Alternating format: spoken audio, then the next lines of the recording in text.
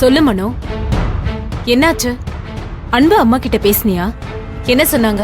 இல்ல சத்யா, ஒன்னும் சரிப்பட்டு வரல. அன்பு ஆனந்தியோட நியாயத்தை பத்தி அவங்க கிட்ட சொன்னியா இல்லையா? அந்த அம்மா பேசிக்கே தப்புன்றாங்க. அன்புக்கும் ஆனந்திக்கும் எதுக்கு கல்யாணம் பண்ணி வச்சீங்கன்னு கேக்குறாங்க.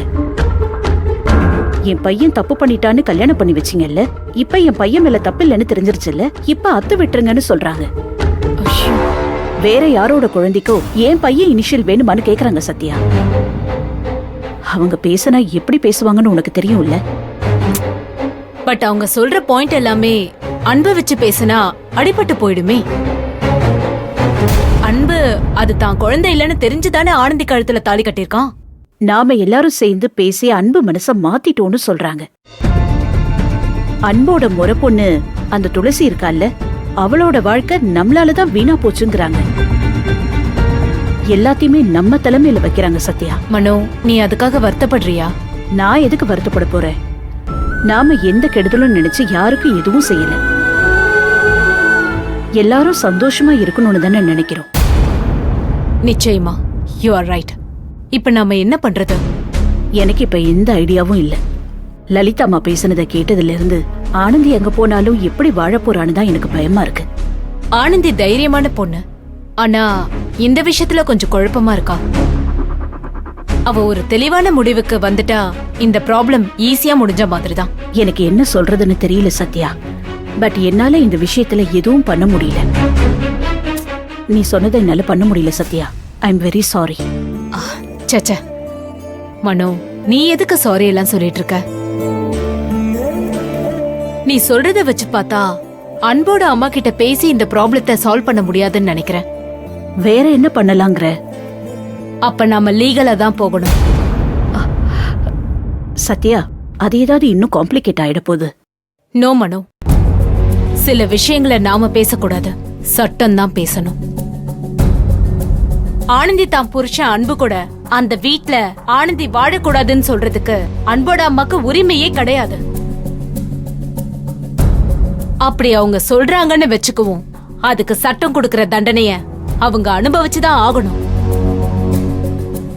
நாம அவ்வளவு தூரம் போக வேண்டாம், பேசி தீர்த்துக்கலாம் அப்படின்னு நினைச்சோம். பட் அவங்க கேக்குற மாதிரியே தெரியலையே. No way. இங்க பாரு, அவசரப்படாத சத்யா. இன்னொரு தடவை யார் மூலமாவது ட்ரை பண்ணலாம். சரி, நானும் என் சைட்ல இருந்து ஒரு தடவை அந்த அம்மா கிட்ட பேசி பாக்குறேன். ஒர்க் அவுட் ஆகலன்னா நம்ம லீகலா போயிட வேண்டியதுதான். ஓகே சத்யா, நீ பேசிட்டு என்கிட்ட சொல்லு. ஷூர் மனு, பை. ஓ, யார் ஆண்டி? வார்டன் அம்மாவா? மகேஷ், நீ எப்ப வந்த? இப்பதான். நீங்க அம்மா கிட்ட பேசி பாக்குறேன்னு சொல்லிட்டு இருந்தீங்கல்ல, அப்பதான் வந்தேன். என்னாச்சு ஆண்டி? நத்திங் மகேஷ், எதுவுமே நடக்கல. மனு போய் பேசியும் எல்லாமே அப்படியே தான் இருக்கு. சோ நெக்ஸ்ட் நான் ஒரு தடவை பேசி பாக்குறேன். அதுவும் நடக்கலனா நம்ம சட்டப்பூர்வமா ஆக்ஷன் எடுப்போம். அதுக்கு சான்ஸ் இருக்கா ஆண்டி? கண்டிப்பா இருக்கு மகேஷ், பண்ணிடலாம். You don't worry. மகேஷ், எனக்கு ஒரு சின்ன வேலை இருக்கு. நான் வெளியில போயிட்டு வந்து உன்கிட்ட இத பத்தி டீடைலா பேசுறேன். Okay aunty. ஓகே.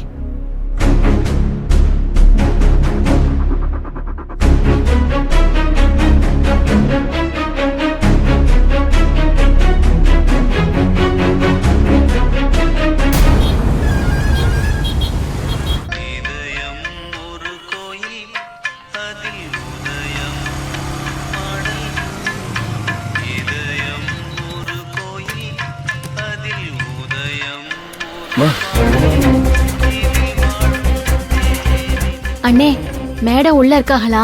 மேடம் கேன்டீன்ல இருக்காங்கம்மா. எங்கேயோ வெளியில போயிட்டு இப்ப கொஞ்ச நேரத்துக்கு முன்னாடி தாம்மா வந்தாங்க. வரும்போதே ஏதோ டென்ஷனா இருந்தாங்க. இப்ப நீ வேற வந்தோன்னு கேக்குற, ஏதாவது பிரச்சனையாமா? மேடத்தை பார்த்து பேசினாதானே எங்களுக்கே தெரியும். வாங்க. அக்கா, நீ மேடத்தை பாத்தியா? உன்கிட்ட ஏதாவது சொன்னாங்களா?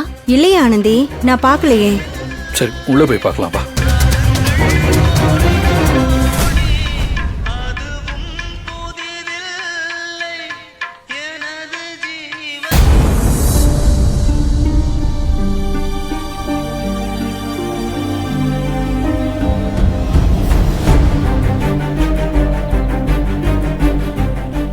மேடம்